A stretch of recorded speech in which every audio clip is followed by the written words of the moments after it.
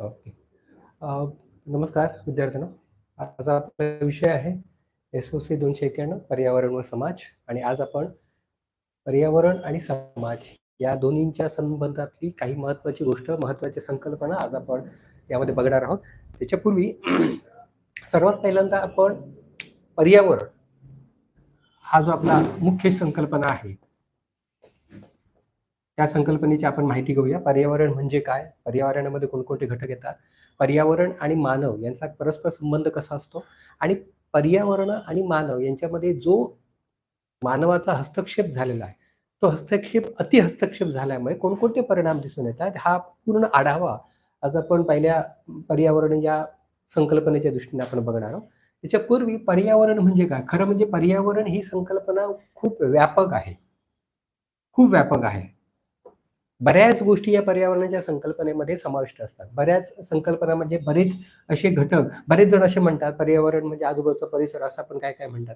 काही जण असे पण म्हणतात की पर्यावरण म्हणजे आपल्याला जो सभोवतालला अनुभव देणारा जो घटक आहे तो पर्यावरण, असं आपण बऱ्याच वेळा पर्यावरणाचा या संकल्पनेचा अर्थ बघतो. पण जर आपण व्यवस्थित आणि नीट पर्यावरणाचा अर्थ समजून घेतला तर आपल्याला बऱ्याच गोष्टींचा उलगडा होतो या पर्यावरण संकल्पनेमध्ये. आणि सर्वात पहिल्यांदा पर्यावरण म्हणजे काय? आम्ही एक उदाहरणावरून तुम्हाला एक त्याचा अर्थ स्पष्ट करतो. पहिला आपला जो भूपृष्ठ आहे,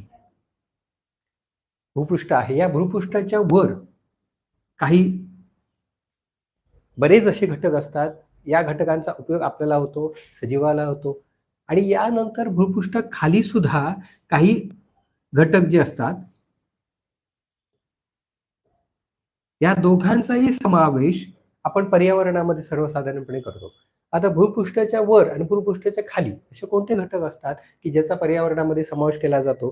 तर सगळ्यात पहिल्यांदा भूपृष्ठावर म्हणजे आपण ही जमीन जर म्हटलं, भूपृष्ठ आपण जमीन म्हटलं तर हा पहिला घटक जमीन.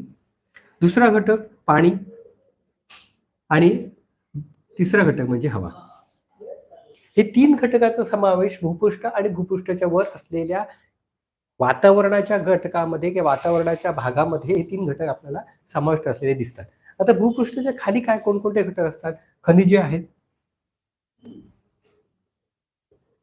धातू आहेत, वायू पण आहेत. या तिन्ही प्रकारच्या अनेक घटकांचं मिळून पर्यावरण बनतं, ते पर्यावरण असतं. आता भूपृष्ठावरील जे आपल्याला काही घटक हे नैसर्गिक स्वरूपामध्ये की नैसर्गिकरित्या आपल्याला उपलब्ध असतात, जे निसर्गाने आपल्याला मुक्त हस्ताने दिलेले आहेत, असे काही घटक जे आहेत, या सर्व घटकांचा समावेश ज्या संकल्पनेमध्ये केला जातो त्याला पर्यावरण संकल्पना असं म्हणतात. यामध्ये सगळे घटकांचा समावेश असतो आणि हे सगळे घटक हे नैसर्गिकरित्या उपलब्ध केलेले असतात, निसर्गाने उपलब्ध केलेले असतात आणि त्या घटकांचा वापर आपण याचा अर्थ म्हणजे कोण? जे सजीव घटक आहेत. आता सजीव घटक म्हणजे कोणकोणते? आपण नंतर पर्यावरणाचे घटक आहेत त्याच्यामध्ये आपण विस्तृत त्याचा अर्थ घेणार आहोत. पण सजीव घटकामध्ये कोण येतात? वनस्पती येतात, दुसरं प्राणी येतात, दुसरं सूक्ष्मजीव किंवा त्याला आपण जीवजंतू म्हणतात. या तिन्हींचा समावेश या सजीव घटकामध्ये येतो आणि या सजीव घटकामध्ये त्या सजीव घटकांच्या मार्फत पर्यावरणामध्ये उपलब्ध असलेल्या घटकांचा वापर करून आपलं आयुष्य, आपलं जीवन जगत असतात. या सगळ्यांचं मिळून आपण जर असं म्हटलं की हे सर्व घटक म्हणजे पर्यावरणातले घटक आहेत आणि पर्यावरण ह्या सगळ्या घटकांनी मिळून जी संकल्पना बनते किंवा ज्या घटकांचा समावेश ज्याच्यामध्ये मुख्यतः केला जातो ते म्हणजे पर्यावरण. आता पर्यावरण म्हणजे काय? मी एक साध्या सोप्या उदाहरण तुम्हाला सांगितलेलं आहे. भूपृष्ठाच्या वरील आणि भूपृष्ठाच्या खाली जे निसर्गतः उपलब्ध असलेले घटकांचा समावेश ज्या संकल्पनेमध्ये केला जातो त्या संकल्पनेला पर्यावरण असं म्हणतात. आता इथेच मी दुसरा जो घटक आहे जे मुख्यतः आपण बघणार आहोत म्हणजे कोणते? पर्यावरणीय घटक, जे इथेच मी थोडंफार तुम्हाला अंदाज तुम्हाला आलेला असणारच की पर्यावरणातले घटक जो आपण मी पुढचा भाग जो घेणार आहे त्या घटकाचा थोडाफार अंदाज तुम्हाला आताच्या घटकामध्ये आलेला असणार आहे. आपण पर्यावरणाचे घटक कोणकोणते? मी मगाशी जसं म्हटलं ना, भूपृष्ठावरील आणि भूपृष्ठाखाली अशा दोन्हीच्या घटकांचा समावेश या पर्यावरण संकल्पनेमध्ये येतो. आता आपण विस्तृतरित्या आणि अगदी विशेष अशा घटकांचा समावेश या पर्यावरणातल्या घटकामध्ये आपण करणार आहोत. आता पर्यावरणीय घटक सर्वसाधारण कोणकोणते असतात? तर पर्यावरणामध्ये खरं म्हणजे 2 प्रकारचे घटक असतात. एक नैसर्गिक घटक, ज्याला तुम्ही प्राकृतिक घटक सुद्धा म्हणू शकतो, आणि दुसरा जो आहे तो म्हणजे मानव निर्मित घटक. हे 2 प्रकारचे असतात. नैसर्गिक घटक आपण प्राकृतिक घटक म्हणून ओळखतो, आणि मानव निर्मित, ज्यांची निर्मिती मानवाने केलेली आहे अशा घटकांचा समावेश या मानव निर्मित घटकामध्ये होतो. आता नैसर्गिकरित्या घटक कोणकोणते आहेत, ज्याचा निसर्गतः नाही त्या नैसर्गिकरित्या आपल्याला उपलब्ध करून दिलेले आहेत. त्याच्यामध्ये 2 भाग पडतात. एक सजीव घटक आणि दुसरा हा निर्जीव घटक. नैसर्गिक घटकामध्ये 2 भाग पडतात, एक सजीव आणि निर्जीव. मगाशी मी सजीव घटकाबद्दल थोडाफार माहिती मगाशी दिलेली आहे बघा.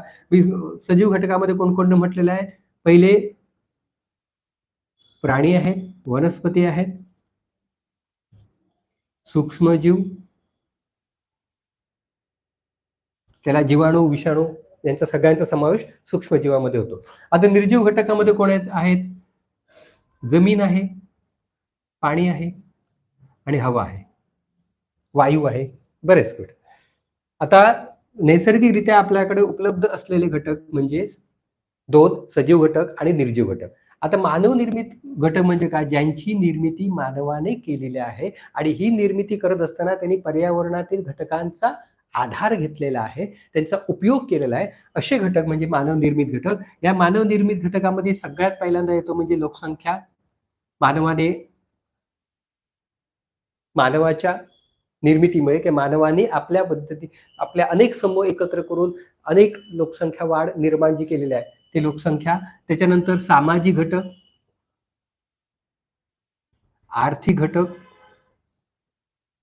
आणि सगळ्यात महत्वाचा म्हणजे सांस्कृतिक घटक. इथे आपण त्याला सांस्कृतिक घटक म्हणतो त्याप्रमाणे. हे सगळे काय आहेत? मानव निर्मित आहेत, मानवाने निर्माण केलेले. पण ते निर्माण करत असताना नैसर्गिक घटकामध्ये त्या नैसर्गिक घटकांचा आधार घेऊन त्याचा उपयोग करून त्या मानव निर्मित घटकांची निर्मिती मानवाच्या वतीने किंवा मानवाच्या मार्फत, मानवाच्या द्वारे केलेली आहे. आता हे सगळे पर्यावरणीय घटक आहेत की ज्यांचा समावेश पर्यावरण या संकल्पनेमध्ये केला जातो की या संकल्पनेमध्ये होतो. आता मी मगाशी म्हटल्यामुळे प्राणी आहेत, वनस्पती आहे, सूक्ष्मजीव आहे. वनस्पती जसं आपण बऱ्याच वेळा म्हणतो की सगळ्यात पहिल्यांदा जर पर्यावरणामध्ये महत्वाचा कुठचा घटक असेल तर तो वनस्पती. आणि वनस्पती काय करतात? वातावरणातील ऑक्सिजन निर्माण करतात वातावरणात, आणि कार्बन डायऑक्साईड मानवातर्फे जो उत्सर्जित केला जातो तो कार्बन डायऑक्साईड वनस्पती आपल्यासाठी, आपल्या वाढीसाठी म्हणा, आपल्या अन्न तयार करण्यासाठी हा वापरतात. त्यामुळे वनस्पती हा पर्यावरणातला किंवा नैसर्गिक घटकामधला सगळ्यात महत्वाचा घटक आहे. दुसरा येतो प्राणी, वन्यजीव आपण जो म्हणतो तो, आणि सगळ्यात नंतर सूक्ष्मजीव. आणि या प्राण्यामध्ये सुद्धा मानवाचा समावेश होतो. पण तो कसा होतो आणि पर्यावरणावर त्याचा कसा परिणाम होत गेला तो आपण पुढच्या भागामध्ये आपण बघणार. पण तत्पूर्वी आपण काय बघितलेलं आहे? पर्यावरणाचे घटक कोणकोणते आहेत? मगाशी पर्यावरणाचा अर्थ बघितलेला आहे, भूपृष्ठावरील आणि भूपृष्ठाखाली ज्या सगळ्या घटकांचा समावेश ज्या संकल्पनेमध्ये होतो त्याला म्हटलं जातं काय? पर्यावरण. आणि पर्यावरणातील घटक जसे मी व्याख्यामध्ये अर्थामध्ये त्याचं म्हटलेलं आहे की भूपृष्ठावरील आणि भूपृष्ठाखाली या सगळ्या घटकांचा समावेश पर्यावरण घटकामध्ये होतो. जसं इथे आपण मगाशी म्हटलंय की नैसर्गिक घटक हा एक भाग आणि मानव निर्मित घटक. नैसर्गिक घटकामध्ये 2 प्रकारचे असतात, एक सजीव आणि निर्जीव.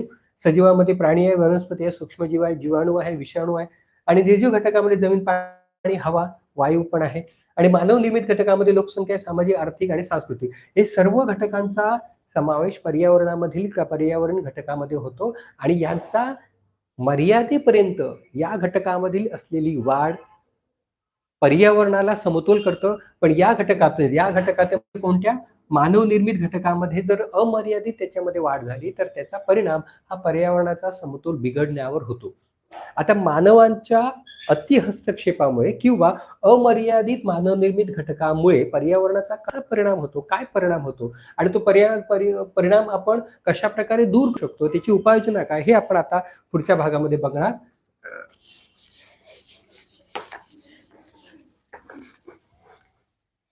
त्याच्यामध्ये पर्यावरण आणि मानव हा मुख्य घटक किंवा मुख्य सहसंबंध आपण आता अभ्यासणार आहोत. पर्यावरण आणि मानव. आता इथे मी आता असं म्हणतोय की पर्यावरण हा सर्व घटकांचा समावेश असलेली संकल्पना आहे. मग मानव हा एकमेव घटकाचा पर्यावरणावर इफेक्ट कसा का होतो, की मानव या घटकाचा पर्यावरणावर का परिणाम होतो, की किती परिणाम होतो, हे आपण या संकल्पनेमध्ये किंवा या दोघांच्या सहसंबंधामध्ये आपण बघूया. सगळ्यात पहिल्यांदा आपण विचार केला तर मानव हा असा एकमेव घटक आहे, असा एकमेव प्राणी आहे, जो निसर्गातले इतर प्राण्यांपेक्षा बुद्धिमान म्हणूया किंवा असं आपण म्हणूया, की तो भविष्याचा विचार करतो. भविष्यातील तरतुदींचा विचार करतो. परिणाम काय होतो, की मानव उपलब्ध असलेल्या नैसर्गिक साधनांचा वापर गरजेपुरता करत नाही. तर तो अनेक कारणासाठी कसा होईल याचा विचार करतो. त्यामुळे सगळ्यात महत्त्वाचा आणि सगळ्यात परिणामकारक जर कोणता घटक असेल, तर तो म्हणजे मानव. आता आपण मानवाची उत्क्रांती कशी झाली त्याच्याप्रमाणे आपण पर्यावरणाचा समतोल कसा बिघडत गेला ते आपण जरा बघूया. सर्वात पहिल्यांदा जर मानवाची आपण उत्क्रांतीचा काळ बघितला, सगळ्यात सुरुवातीचा काळ जर बघितला, तर मानव हा काय होता? भटक्या स्वरूपातला किंवा भटकी स्वरूप आपण जसं म्हणूया. रानटी अवस्थेमध्ये मानव असताना सुरुवातीला आपण जर बघितलं, तर मानव एका ठिकाणाहून दुसऱ्या ठिकाणी फक्त भ्रमंती करायचा, एका ठिकाणी दुसऱ्याकडे जाणं. पण त्या दुसऱ्या एका ठिकाणी दुसऱ्याकडे जात असताना त्याला गरज असेल किंवा गरज वाटली, भूक लागली असेल, तर तो फळांचा आस्वाद घेणं एवढंच त्याला माहिती होतं. म्हणजे सुरुवातीला मानव फक्त गरज हा एकमेव दृष्टिकोन मानवाच्या डोक्यामध्ये होता. गरज असेल, भूक लागली असेल, तर फळ खाणं आणि उपलब्ध साधन संपत्तीचा वापर करणं फक्त कशाचा? गरजेपुरता. त्याच्यानंतर या गरजेपुरता वापर झाल्यानंतर हळू मानवाला अनेक गोष्टींची माहिती झाली. अनेक गोष्टींची त्याला ज्ञान झालं. माहिती समजली, ज्ञान समजतं. जसं आपण म्हणतो एखाद्या विषयाबद्दल आपल्याला ज्ञान समजल्यानंतर आपण त्याच्यावर अजून माहिती मिळवणं, अजून त्याचा वापर कशामध्ये करणं, हे मानवाचं एक स्वभाव आहे. त्या स्वभावानुसार त्या गरजेनंतरच त्याला त्या ज्ञान समजू लागलं. उदाहरणार्थ आपण बघितलं, तर सुरुवातीला जो रानटी अवस्थेमध्ये होता, तो रानटी अवस्थेमध्ये राहत असताना तो ठिकाण कुठचं निवडायचा? जिथे पाणी आहे त्या ठिकाणी.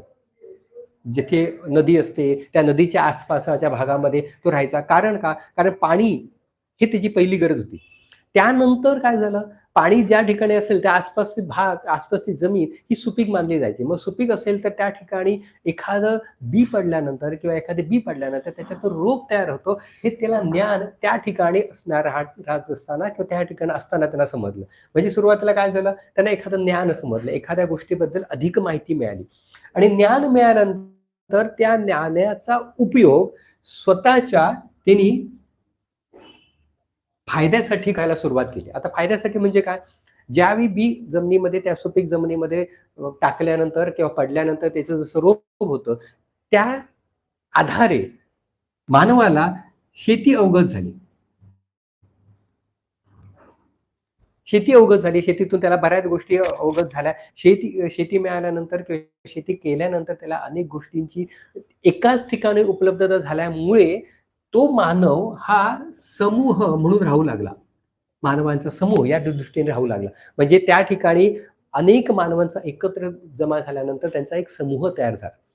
राहण्याची जागा मिळाली, पाणी मिळालं, शेतीचं ज्ञान मिळालं आणि त्या उपलब्ध नैसर्गिक साधनांचा वापर हळूहळू मानव करू लागला. म्हणजे या ठिकाणी जी सुरुवातीला गरज जी होती, गरजेपुरता जो वापर जो होता, त्याच्याऐवजी मानवाने मग काय करायला लागलं, त्याचा उपभोग हळू वाढायला लागला. अनेक घटकामध्ये, अनेक कार्यामध्ये, अनेक अ, कामामध्ये त्या उपलब्ध नैसर्गिक साधनांचा त्याने काय करायला लागला, वापर करायला लागला. वापर करायला लागला, त्याचा उपभोग वाढायला लागला आणि उपभोग वाढल्यानंतर हा उपभोग हा अमर्यादित झाला. अमर्यादित झाला आणि अमर्यादित जेव्हा वापर होऊ लागतो, त्यावेळी उपलब्ध साधन संपत्ती हळू काय होतात, संपत जातात. हा सगळ्यात इफेक्टिव्ह परिणाम आपण म्हणतो ना, अगदी अनिष्ट परिणाम जो दिसून येतो पर्यावरणावर, तो या घटकामुळे, मानव ह्या एकमेव घटामुळे. मग मानव आणि इतर सजीव प्राण्यामध्ये काय फरक आहे? सगळ्यात मुख्य फरक म्हणजे इतर जे सजीव प्राणी आहेत, ते सजीव प्राणी फक्त उपलब्ध साधन संपत्तीचा फक्त गरजेपुरता वापर करतात. गरज संपली तर त्या साधनांचा वापर ते टाळतात म्हणूया, कित्येक वापर नाही करतात म्हणूया. या सगळ्या गोष्टींचा परिणाम काय होतो, की गरजेपुरता वापर असल्यामुळे तो वापर मर्यादित होतो. त्या मर्यादित असतो आणि मर्यादित जेव्हा एखादं आपण काम केल्यानंतर, मर्यादित आपण एखाद्याची गोष्ट उपभोग घेतल्यानंतर ती मर्यादा संपली, की आपण त्या घटकाकडे बघत नाही, की ते घटक तसाच राहतो. याचा अर्थ आपण त्या घटकाकडे दुर्लक्ष करतो आणि तो घटकाकडे जेव्हा दुर्लक्ष होतो, तेव्हा तो घटक पुढील काळासाठी तसाच टिकाऊ राहतो. मानवाने सुरुवातीला गरजेपुरतं उपभोग ही जी तिची दृष्टिकोन होतो, तो हळू बदलून काय झालं, अमर्यादित वापर करू लागला. उपलब्ध साधन संपत्तीचा नाही आणि याच्यामध्ये बरेच आहे. सुरुवात एक भाग झालं. मानवाची सुरुवात उत्क्रांतीचा दृष्टिकोन आपण जो म्हणतो, मानव आणि पर्यावरण याचा संबंध जर जोडायचा गेला, तर सुरुवातीला त्याला उत्क्रांती कालावधी म्हटलं जातं. भटक्या कालावधीमध्ये असताना मानव कशाप्रकारे बदलत गेला, या प्रकारचा पहिला दृष्टिकोन म्हणजे तो आहे उत्क्रांती दृष्टिकोन, जो डार्विन यांनी मांडलेला. आणि या डार्विनच्या मध्ये दृष्टिकोनामध्ये त्यांनी मुख्यतः गोष्ट जर काय गरजेपुरता जोपर्यंत मानवामध्ये कार्बन डायऑक्साईड जो सोडला जातो मानवामध्ये, की मानवाची संख्या वाढली त्याप्रमाणे कार्बन डायऑक्साईडचं प्रमाण वाढतं आणि कार्बन डायऑक्साईडचं प्रमाण वाढल्यानंतर वातावरणामध्ये हळूहळू त्या ऑक्सिजनच्या प्रमाणावर त्याचा भार पडतो. लोकांना श्वास घेणं, श्वसनामध्ये बरेच बरेच समस्या निर्माण होतात. हे सगळ्यात मुख्य कारण वृक्षतोडीचं. दुसरं, सगळ्यात तिसरं म्हणजे हळू लोकांचा समूह वाढल्याबरोबर, लोक एकत्र राहू लागल्याबरोबर लोकसंख्या वाढ होऊ लागली. अनेक समाजांचं मिळून एक शहर तयार होतं आणि एक शहर मग राज्य, मग देश. मग अशा प्रकारे अनेक समूह एकत्र राहायला झाल्यानंतर हळू त्या ठिकाणची, की त्या समूहाची म्हणूया, त्या समाजाची म्हणूया, लोकसंख्या हळू वाढत गेली आणि जेवढ्या प्रमाणात लोकसंख्या वाढते तेवढ्या प्रमाणात काय होतं, राहणारी वस्तू निर्माण करण्याची गरज वाटू लागली. आज सगळ्यात मुख्य मी एक सांगू इच्छितो, की ज्यावेळी लोकसंख्या वाढ होतो, तेव्हा काय होतं, की आपल्या पृथ्वीचा आपण विचार जर केला, तर 71% हे काय आहे? पाणी आहे आणि फक्त 29% ही जमीन आहे. फक्त 29% जमीन आहे. बाकी 71% पूर्ण समुद्र आहे किंवा पाणी आहे असं आपण म्हणूया. मग 29% जमिनीवर राहण्यासाठी जो एक प्रमाण लागतं मर्यादित किंवा कमीत कमी जे प्रमाण म्हणतो त्या प्रमाणाच्याही वर भारताची लोकसंख्या वाढलेली आहे. मग ह्या वाढत्या लोकसंख्येला जमीन उपलब्ध करून देणं, त्यांना राहण्यासाठी जागा उपलब्ध करून देण्यासाठी परत काय करावं लागलं? वृक्षतोड परत आली. वनांचा नाश व्हायला लागला. जास्तीत जास्त घर राहण्यासाठी उभारल्यामुळे, जमीन वापर केल्यामुळे वृक्ष लावण्यासाठी किंवा वृक्षांची पैदास करण्यासाठी, वृक्षांचं संवर्धन करण्यासाठी जागाच उपलब्ध झाल्या. परिणाम काय कशामुळे निर्माण झाला? लोकसंख्या वाढ. आणि या लोकसंख्या वाढमुळे दुसरं, वाढत्या लोकसंख्याबरोबर किंवा जेवढ्या लोकसंख्या वाढ, तेवढ्या प्रमाणात वस्तूंची निर्मिती आणि वस्तूंची निर्मिती करणं म्हणजेच काय? उद्योगांची वाढ करणं. म्हणजे उद्योगधंदे परत वाढले. म्हणजे एका बाजूने लोकसंख्या वाढ, दुसऱ्या बाजूने उद्योगांची वाढ. या दोन्ही बाजूने पर्यावरणाचा जो काही समतोल आहे, तो पर्यावरणाचा समतोल हळू काय व्हायला लागला? ढासळायला लागला. जी आपण निसर्ग सृष्टी म्हणतो, ती निसर्ग सृष्टीमध्ये बहुतांश प्रमाणे काय झाली, ती हळू कमी होऊ लागली. हे सगळे परिणाम बहुतांश आता आपल्याला भारतामध्ये किंवा अ, देशामध्ये आपल्याला पाहायला मिळतात. आता याबरोबर अजून एक सर्वात मुख्य जर पुढचा परिणाम जर आपल्याला पाहायला मिळतो आरोग्यावर. आरोग्यावर सुद्धा परिणाम मगाशी म्हटल्याप्रमाणे कारखान्यातून बाहेर पडणारा जो वायू आहे, तो श्वसनासाठी लायक नाहीये. तो वायू जेवढी कारखाने जास्त, जेवढे उद्योगधंदे वाढतात, तेवढ्या प्रमाणात तो वायू पर्यावरणामध्ये सोडला जातो. मग या पर्यावरणामध्ये सोडल्यानंतर तो वायू हा पूर्णतः इतर जे काही वातावरण आहे, त्या वातावरणामध्ये जे वायू आहे, त्याचं प्रमाण हळू काय करू लागतं, कमी करू लागतं. या वाढत्या कारखान्यांचा अजून एक परिणाम आपल्याला दिसतो. वाढत्या परिणामामध्ये जो घनकचरा आहे, पाण्यामध्ये टाकला जातो, पाण्यामध्ये सोडला जातो. मग त्या पाण्यामध्ये राहायचं असल्या ते पाण्यामध्ये तो घनकचरा टाकाऊ किंवा तो कधी नष्ट न होणारा असा कचरा जेव्हा आपण पाण्यामध्ये टाकतो, घनकचरा जेवढ्या प्रमाणात जास्त आपल्याला पाहायला मिळतो, तेवढ्या प्रमाणात पाणी दूषित होतं. पाणी दूषित झालं, की पिण्यायोग्य पाणी ते राहत नाही आणि पिण्यायोग्य पाणी राहत नाही, तर त्यामध्ये त्यांच्यावर आधारित जी जीवसृष्टी आहे, मासे आहेत, इतर प्राणी जे आहेत ते पाण्यामध्ये जातात, पाण्यामध्ये राहतात. अशा प्राण्यांचा मृत्यू झाल्यामुळे त्यांची संख्या कमी होते. आज आपण जर विचार केला तर पर्यावरणातला लहानात लहान जीवजंतू सुद्धा त्या पर्यावरणाला सपोर्ट करणारा ठरतो. मग या लहान-लहान जीवांचं जर आपण संगोपन केलं, संरक्षण केलं, तर आपल्याला पर्यावरणाचा समतोल कुठेतरी आपण सावरू शकतो. आता आपल्याला परिणाम समजले आहेत. परिणाम काय होतात ते आपण बघितले. पण त्याच्यावर आधारित आपण उपाययोजना काय करू शकतो? तर उपाययोजनामध्ये सर्वात महत्त्वाचा उपाययोजना जर कुठचं असेल, तर आपण सर्वात सुरुवात जिथून झालेली तिथून म्हटल्यावर वृक्षारोपणाची संख्या वाढवायची. वृक्षांची संख्या वाढवायची, झाडं लावणं करायची. मग झाडं लावल्यानंतर निसर्गातला जो अनिष्ट वारा आहे किंवा अनिष्ट वायू जो आहे, तो सगळा वायू या वनस्पती शोषून घेतात. तो बाजूला करतात. जास्तीत जास्त ऑक्सिजन निर्माण करतात आणि ऑक्सिजन जेव्हा निर्माण केला जातो, त्यावेळी मग वातावरणातले बरेच वायू हे ऑटोमॅटिक बाजूला होतात. मग सगळ्यात पहिला उपाय म्हणजे काय करता येईल? वृक्षारोपण आपण करू शकतो. जास्तीत जास्त झाडे लावणं करू शकतो. दुसरं सर्वात मुख्य गोष्ट म्हणजे आपण मानवनिर्मित जे आपण म्हणतो लोकसंख्या वाढ आहे. मानवनिर्मित लोकसंख्या वाढ असल्यामुळे ती हळू-हळू नियंत्रण आणण्याचा प्रयत्न करायचा. व लोकसंख्येचा भार त्या पृथ्वीवर पडणार नाही, वातावरणावर पडणार नाही, पर्यावरणावर पडणार नाही. त्यामुळे आपण लोकसंख्या नियंत्रित आणण्याचा प्रयत्न करू शकतो. दुसरं ओझोनचा थर. आता ओझोनचा थर कशामुळे ओझोनचा थर पातळ झालेला आहे, बारीक झालेला आहे, ओझोनच्या थराला होल पडलेला आहे. त्याचे कारण आपल्याला समजलेलं आहे. मग तो हळू कमी करण्यासाठी जास्तीत जास्त वृक्षांची लागवड म्हणजे ह्या एका उपायावर या सगळ्या गोष्टींचा आपण बऱ्याच नियंत्रित आणू शकतो. घनकचरा जो पाण्यामध्ये टाकला जातो, तो घनकचरा पाण्यामध्ये न टाकता अशा ठिकाणी टाकायचा, की त्या जमिनीचा वापर कुठच्याही भागामध्ये किंवा कुठच्याही साठी आपण करत नाही. अशा ठिकाणी घनकचरा टाकायचा. म्हणजे पाण्याचं आरोग्य वाढेल, की पाणी पूर्णतः निर्मळ राहील आणि पाण्यावर आधारित असलेली जीवजंतू, सजीवसृष्टी जे पाण्यावर अवलंबून आहे, ती सजीवसृष्टी दीर्घकाळ टिकेल आणि त्यांचं जीवन दीर्घकाळ टिकलं, तर पर्यावरणाचा समतोल राखू शकतो. त्यामुळे ह्या सगळ्या परिणामाला जर आपण कुठच्या प्रकारे जर इफेक्टिव्ह त्याचा उपाययोजना करू शकतो, सोल्युशन जर कुठचं असेल, तर ते म्हणजे वृक्षारोपण. आता मानव आणि पर्यावरण जसं मी मगाशी म्हटल्याप्रमाणे मानव आणि पर्यावरण याचा सहसंबंध मगाशी एक मी वाक्य म्हटलेलं आहे, की सुरुवातीला मानव जेव्हा गरजेपुरता उपलब्ध साधनसंपत्तीचा वापर करत होता, तेव्हा पर्यावरण आणि मानव याच्यामध्ये चांगला संबंध होता. पण ज्यावेळी मानवाने अति हस्तक्षेप करायला लागला, तेव्हा मात्र मानव आणि पर्यावरण यातील संबंध हा जरा वाईट दृष्टीने होऊ लागला. त्यामुळे या दोघातला संबंध एकमेकांचा संबंध संबंधित आहे. जर मानवाने पर्यावरणाला जर चांगल्या प्रकारे त्याला वागणूक दिली म्हणूया किंवा त्याच्याकडे जास्त पर्यावरणामधला जास्त जेवढी गरज आहे तेवढा वापर केला, तर पर्यावरण तुमच्यासाठी चांगलं करू शकतो. जर आपण पुरता हे वापर न करता जास्त प्रमाणात वापर केला, तर त्याचा पर्यावरण आपल्याला अनिष्ट परिणाम देतो. त्यामुळे मानव आणि पर्यावरण याच्यामध्ये जसा एकमेकांशी उपयोग करून घेईल, तशा प्रकारचा त्याचा संबंध राहतो.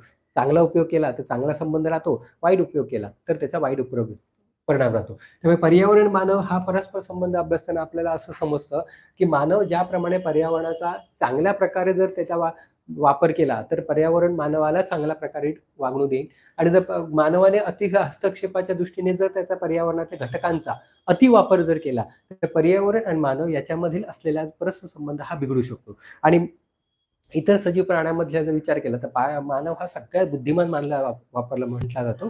कारण बुद्धीचा वापर करून अनेक घटकांचा तो अभ्यास करून, ज्ञान मिळवून त्या घटकांचा उपयोग स्वतःच्या फायद्यासाठी करण्याचा विचार फक्त मानव करतो. बाकी इतर सजीव प्राणी करत नाही. त्यामुळे आता आपण मानव पर्यावरण आणि त्याच्यातले असलेले परिणाम आपण अभ्यासले आणि त्याची उपाययोजना आपण काय करू शकतो त्याचा पण आता अभ्यास केलेला आहे. आता दुसरा जो भाग जो आहे, सगळ्यात महत्त्वाचा भाग जो आहे तो म्हणजे आपण सगळ्यात अभ्यासूया, की मगाशी मी म्हटलं उपाययोजनामध्ये माझा एक शब्द होता बघा, संवर्धन आणि संरक्षण.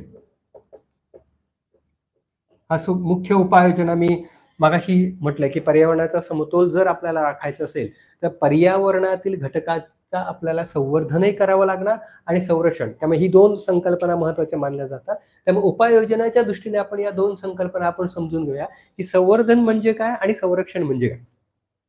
त्यामुळे पहिल्यांदा आपण बघूया संरक्षण हा पहिल्यांदा ही संकल्पना आपण बघूया, त्याचा अर्थ समजून घेऊया. संरक्षण म्हणजे काय? आता पर्यावरणामध्ये जे निसर्गतः घटक उपलब्ध आहेत, त्या घटकांचं संरक्षण करणं म्हणजे काय करणं? तर सगळ्यात मुख्य गोष्ट म्हणजे त्या घटकांचं आपल्याला रक्षण करायचं आहे. आता रक्षण आपण कशा मार्फत करू शकतो, तर त्याचा वापर कमी करून, त्याचा वापर आपण कमी करून त्याचं रक्षण करू शकतो. कारण काही घटक असे जे असतात, की जे 2 प्रकारचे घटक असतात हां. या पर्यावरणामध्ये जे घटक जे आहेत, ते एक घटक असतात नाशवंत आणि दुसरे जे असतात ते शाश्वत म्हणूया किंवा कायम टिकणारे म्हणूया. म्हणजे निसर्गतः जे घटक निसर्गाने उपलब्ध करून दिलेले आहेत, त्याच्यामध्ये 2 घटकांमध्ये हा भाग केला जातो. एक म्हणजे नाशवंत आणि दुसरा म्हणजे कायमस्वरूपी असणार किंवा दीर्घकाळ टिकणारे. त्यामुळे नाशवंत जे घटक आहेत ते काही विशिष्ट कालावधीनंतर किंवा त्याचा साठा जोपर्यंत आहे, तोपर्यंत त्याचा आपण वापर करू शकतो. साठा संपला की ते घटक पुन्हा आपण निर्माण करू शकत नाही. मग ते नाशवंत आहेत, काही कालावधीनंतर संपणारे आहेत आणि काही जे घटक असे असतात, की जे कायमस्वरूपी दीर्घकाळ टिकणार आहे. त्याचा तुम्ही कितीही वापर करा, ते न संपणार आहे. आता नाशवंत घटकामध्ये कोणते-कोणते आहेत? धातू आहेत, विविध प्रकारचे खनिज द्रव्य आहेत, खनिज संपत्ती आहे, हे नाशवंत आहे आणि कायमस्वरूपी ठरणारे कुठचे? सौर ऊर्जा आहे, पाणी आहे. पाण्याच्या मार्फत किंवा पाण्याच्या धबधब्याच्या ज्या वेगाच्या मार्फत आपण जी वीज निर्माण करू शकतो, हे आहे. पवन ऊर्जा आहे. त्या कायमस्वरूपी दीर्घकाळ कितीही वापर केला तर संपणाऱ्या नाहीत. त्यामुळे अशा नाशवंत घटकांचा, आता कायम टिकणाऱ्या घटकांचं आपल्याला रक्षण करण्याची आवश्यकता नाहीये. कारण ते दीर्घकाळ टिकणारे आहेत. कायमच उपलब्ध असणारे आहेत.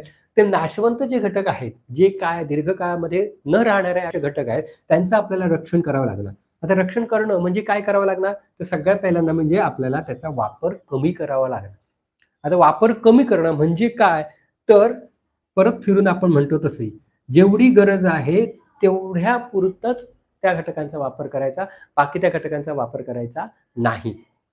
म्हणजे रक्षण करणं, ते दीर्घकाळासाठी जतन कसे करणं, या संकल्पनेला म्हटलं जातं संरक्षण.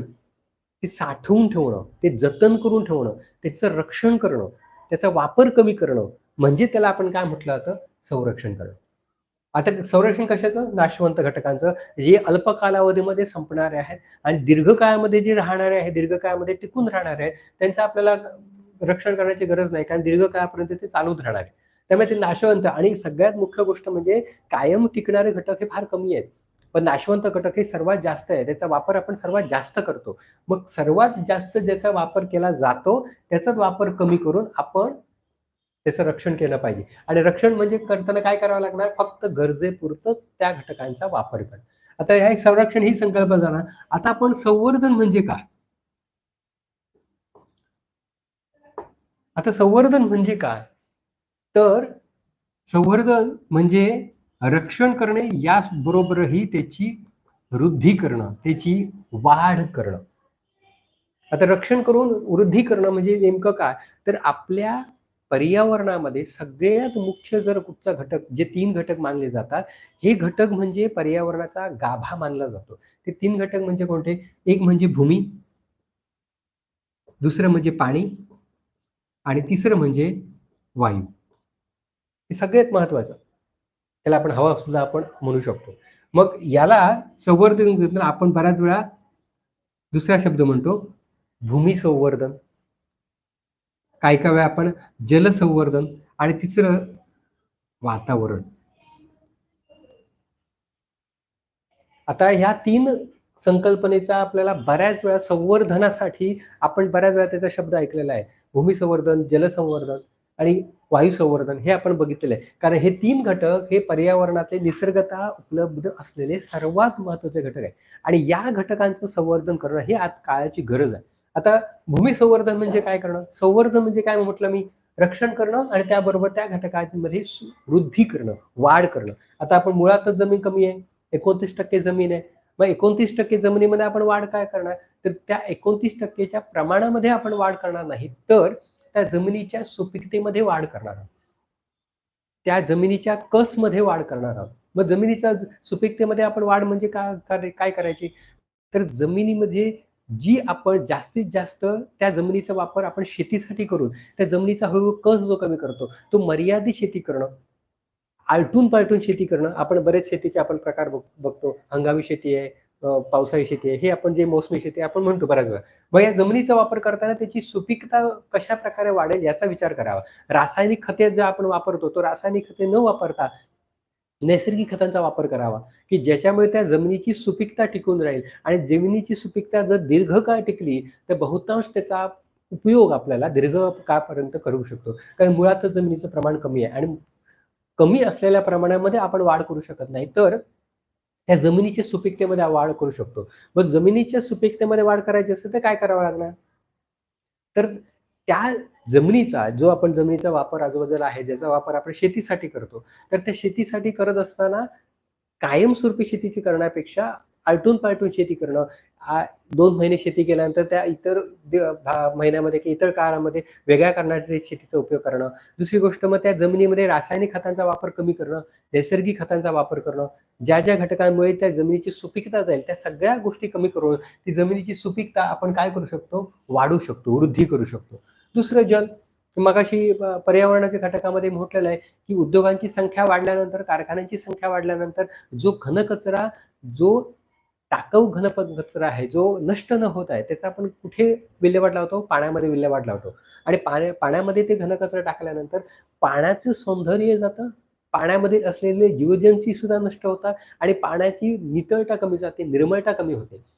आणि या सगळ्या गोष्टीचा परिणाम कशा होतो? त्या घटकावर अवलंबून असलेल्या सजीव सृष्टीवर. आपल्याला सुद्धा आपण बऱ्याच अन्नाशिवाय आपण एक दिवस राहू शकतो, पण पाण्याशिवाय आपण राहू शकत नाही. पाणी हा आयुष्याचं आपण जीवन म्हणतो. मग हे पाणी इतर सजीव सृष्टीला सुद्धा लागतं. मग ते पाणी आपण मुळातच आपल्याला 71% पाणी आहे. मग 71% च्या वर जास्त आपण वाढू शकत नाही. जसं मगाशी म्हटल्याप्रमाणे भूमी 29% आहे. मग भूमीचं प्रमाण आपण वाढवू शकत नाही. तसंच 71% जर पाणी आहे, मग त्या 71% पाण्याचं आपण वाढवलं, तर उलट त्या पाण्याची पूर्णतः निर्मळता वाढवावी लागते. नितळता वाढवावी लागणार. मग त्या नितळता वाढवण्यासाठी आपण काय करू शकतो? मग पाण्यामध्ये जे घनकचरा आपण टाकतो कारखान्यामधले, ते पाण्यामध्ये न टाकता त्याचा वापर कुठेतरी दुसऱ्या ठिकाणी करावा. किंवा जे घनकचरा जे आहे ते दीर्घकाळ नष्ट होत नाही. जसं प्लास्टिक आपण असं म्हटलं, की तो नष्ट होत नाहीये. मग त्या अशा वस्तूंचा वापर न करण्याऐवजी जे असे वस्तू आहेत, की जे आपण वापरून झाल्यानंतर ते नष्ट करू शकतो, अशा वस्तूंचा वापर करा आणि घनकचऱ्याचा पाण्यामध्ये न टाकता पाण्यापासून ते अलिप्त ठेवणं. मग पाणी पूर्णतः निर्मळ राहू शकतं, त्याची नितळता टिकून राहू शकते आणि पाण्यावर अवलंबून असणारे किंवा पाणी हे आधार असणारे जीवजंतू आहेत, जीवाणू आहेत, कीटाणू आहेत, सजीव प्राणी आहेत, ते पूर्णतः त्याच्यावर अवलंबून राहणार आणि त्यांची वाढ होणार. आणि ज्यावेळी पाण्यामधील असलेल्या जीवजंतूंची जी वाढ होते, त्यावेळी पर्यावरणाचा समतोल आपोआप पूर्णतः व्यवस्थित राहू शकतो. त्यामुळे जल आपण पाण्यावर आता वायू जे म्हटलं वायू संवर्धन. वातावरणामध्ये अनेक वायू आहेत. प्रत्येकाचं वैशिष्ट्य वेगळं आहे, प्रत्येकाचं महत्त्व वेगवेगळं आहे. त्यामुळे त्या वातावरणाचे महत्त्वपूर्ण असलेल्या वायूला आपण कुठेतरी धक्का पोहोचतोय. मग तो कोणत्या कारणामुळे धक्का पोहोचतो? जसं मी मगाशी म्हटल्याप्रमाणे उद्योगांची संख्या, कारखान्यांची संख्या, वाढती संख्या. मग कारखान्यातून बाहेर पडणारा धूर वातावरणात पसरतो आणि वातावरणामध्ये जे अनेक महत्त्वपूर्ण वायू आहेत, त्या वायूंना नष्ट करण्याचं काम हे कारखान्यातील रासायनिक वायू तयार करतात आणि वातावरणामध्ये पसरल्यामुळे ह्या सगळ्या वातावरणामधील असलेल्या आजूबाजूला जे सगळे वायू जे आहेत ते या कारखान्यातून बाहेर पडणाऱ्या अ, घातक वायूमुळे म्हणूया, हे सगळे वायू पूर्णतः नष्ट होतात. त्यामुळे हे न करता अशा प्रकारे कारखान्याची निर्मिती करावी, की ज्याच्यामुळे वातावरणामध्ये कारखान्यामधून जो बाहेर पडणारा धूर हा घातक नसावा. धूरविरहित असं आपण म्हणूया, अशा कारखान्यांची निर्मिती करावी, ज्याच्यामध्ये जास्तीत जास्त धूर बाहेर न पडण्याचं काम करावं किंवा धुराचं पूर्णतः रूपांतर दुसऱ्या भागामध्ये करणं, असे पण काय उद्योगधंदे आता निर्मिती करू शकतो. त्यामुळे हे तिन्ही घटकांची आपण संवर्धन करणं, ही सगळ्यात मुख्य गोष्ट आहे. संवर्धन म्हणजे काय? त्यांचं रक्षण करणं आणि त्याच्यामधील असलेल्या महत्त्वाच्या घटकामध्ये वृद्धी करणं, वाढ करणं. आणि ह्या सगळ्या गोष्टींमुळे काय झालेलं आहे, की संवर्धनाची गरज पडलेली आहे. आता ह्या संरक्षण आणि संवर्धनामुळे पर्यावरण आणि मानव याच्यामध्ये परस्पर संबंध कसा राहणार? तर मग म्हटल्याप्रमाणे गरजेपुरता वापर जर आपण केला, तर त्या वस्तूंची दीर्घकाळपर्यंत टिकून राहू शकते. नाशवंत वस्तू दीर्घकाळ टिकली, तर त्याचा वापर कमी केल्यामुळे पण बहुतांश जो परिणाम अतिवापर केल्यामुळे झालेला दिसतो, तो वापर कमी होऊ शकतो. हे जल 3 जे घटक आपण म्हणतो पर्यावरणातले सगळ्यात महत्त्वाचे घटक जे आहे, ते 3 घटकांचं संवर्धन झाल्यामुळे त्या 3 घटकांमध्ये सुपीकता जमिनीमधली वाढणार, जलामध्ये नितळता वाढणार, वायूमधले पूर्णतः महत्त्वपूर्ण वायूंची संख्या वाढणार. मग पर्यावरण पूर्णतः समतोल स्थितीमध्ये राहणार आणि पर्यावरणातलं महत्त्व जे आपण इतर जीवसृष्टीला परिणामकारक ठरलं आहे, ते सगळ्या जीवसृष्टीला पर्यावरण हे सगळं इफेक्टिव्ह दिसू लागतं. त्यामुळे ह्या सगळ्या गोष्टींचा आपण जर विचार केला, तर आपण असं म्हणू शकतो, की पर्यावरण आणि संवर्धन आणि संरक्षण या सगळ्या गोष्टींमुळे पर्यावरण हे सुंदरता राहू शकतं, की त्यांचा आणि मानवाचा संबंध हा चांगल्या प्रकारे राहू शकतो. आता आपण जो विचार मगाशी केलेला आहे, त्याच्यामध्ये सगळ्यात मुख्य गोष्ट म्हणजे पुढचा भाग आहे, की आपण वापर कमी करणं हा भाग विचार केलेला आहे. वापर कमी करणं. प्रत्येक घटकाचा वापर कमी करणं याचा अर्थ काय?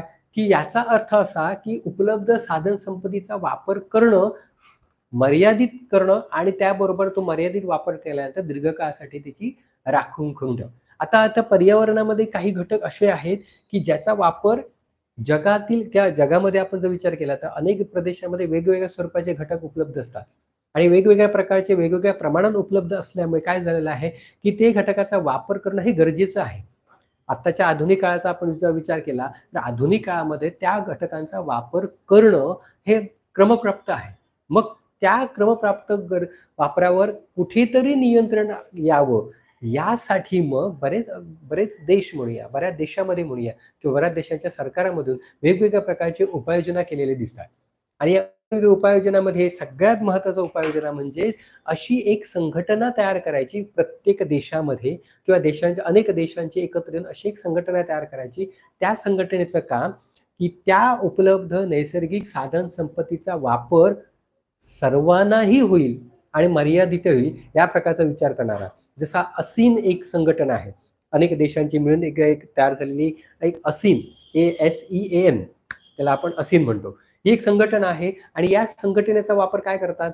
तर अनेक देश अनेक देश एकत्र येऊन त्या संघटनेची एक संघटना निर्माण केली. या संघटनेचा उद्देश काय?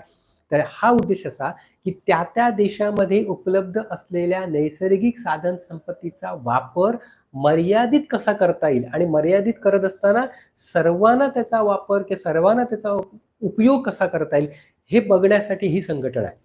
या संघटनेचा मुख्य उद्देश साधन संपत्तीचा वापर करणं, पण तो मर्यादित करणं आणि मर्यादित करत असताना त्याचा उपयोग सर्वांना होईल, याकडे लक्ष देणं. आपल्याकडे उपलब्ध साधन संपत्ती भरपूर आहे.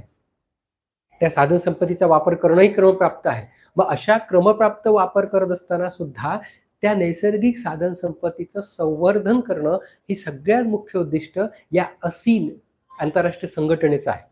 मग ही आंतरराष्ट्रीय संघटना स्थापन करण्यामागे कारण का? कशासाठी हवे? कारण नैसर्गिक साधन संपत्ती गरजेची आहेत. त्याचा वापर करणं क्रमप्राप्त आहे. पण तो वापर सर्वांना त्याचा उपयोग झाला पाहिजे. तो वापर करून सर्वांना त्याचा इफेक्टिव्ह परिणाम झाला पाहिजे. नाहीतर असं होणार, एक उदाहरण सांगायचं झालं, तर एखाद्या गावामध्ये चांगल्या प्रकारे जर चारा उपलब्ध असेल, तर ज्यांच्याकडे गायी आहे, ज्यांच्याकडे प्राणी आहे, ते त्या ठिकाणी चारण्यासाठी घेऊन येतात. एखाद्या भागामध्ये जर चांगला चारा असेल तर. मग त्या भागामध्ये अनेकाधिक त्याचा वापर जर सगळ्यांनी करायला लागला, तर बहुतांश असा एक दिवस की त्या भागातला असलेला चारा हा दिवसेंदिवस संपत जाईल. मग अशा वेळी काय एक प्रश्न निर्माण होणार, की आपल्या गायीला आपण कुठच्या ठिकाणी चारण्यासाठी घेऊन जाऊ शकतो. म्हणजे याचा अर्थ काय? आपल्याकडे एक प्रश्न चिन्ह निर्माण होतं, की आता ही ठिकाणं आपण हवं आता घालवली. या ठिकाणी असलेला चारा संपत आला. मग आपण दुसऱ्या ठिकाणी कुठे जाणार? मग अशा वेळी त्या ठिकाणचा, त्या महत्त्वाच्या घटकाचा वापर करताना त्याचा उपयोग सर्वांना व्हायला पाहिजे, याकडे लक्ष देणं गरजेचं आहे आणि यासाठी मग ही संघटना स्थापन करण्यात आली. अशा अनेक संघटना आहेत, वेगवेगळ्या देशामध्ये स्थापन झालेल्या आहेत आणि या संघटनेचा उपयोग कशासाठी केलेला आहे, तर अनेक भागातील उपलब्ध साधन संपत्तीचा वापर क्रमप्राप्त जिथे आहे, तिथे वापर करताना तो वापर किंवा त्याचा उपयोग त्या भागातील, त्या देशातील इतर भागांना सुद्धा आता जसं आंतरराष्ट्रीय व्यापार वाढल्यानंतर दुसऱ्या देशांशी आपण आंतरराष्ट्रीय व्यापार करतो. दुसऱ्या देशातील वस्तू मागवतो आणि त्या देशाला आपल्या देशातील काही वस्तू आपण निर्यात करतो. ह्या आयात निर्यातीमध्ये दुसऱ्या देशांतील असलेल्या महत्त्वाच्या उपलब्ध नैसर्गिक साधन संपत्तीचा वापर आपण आपल्या देशामध्ये घेऊ शकतो. आपल्या देशातील नैसर्गिक साधन संपत्ती त्या देशासाठी आपण करू शकतो. मग ह्या आंतरराष्ट्रीय व्यापारामध्ये तिथल्या उपलब्ध असलेल्या नैसर्गिक घटकांचा जो क्रमप्राप्त वापर केला जातो, तो वापर इतर देशांना पण व्हावा आणि पर्यायात त्या घटकाचं पण संरक्षण व्हावं, संवर्धन व्हावं यासाठी मग अनेक आंतरराष्ट्रीय संघटना स्थापन झाल्या. या आंतरराष्ट्रीय संघटना स्थापन होण्यामागे कारण मी मगाशी म्हटल्याप्रमाणे त्या साधनांचं, त्या घटकांचं संवर्धन करणं आणि त्या सर्वांना सारख्या प्रमाणे होणं ही सगळ्यात मुख्य गोष्ट. आता आपण जे पुढे बघणार आहोत तो म्हणजे पर्यावरणामध्ये निसर्गतःच जे काही घटक उपलब्ध करून दिले ते घटक आणि पर्यावरण यांचा समसंबंध आपण बघणार आहोत. म्हणजे कोणतं? तर सगळ्यात मुख्य गोष्ट म्हणजे सगळ्यात मुख्य घटक म्हणजे समुद्र.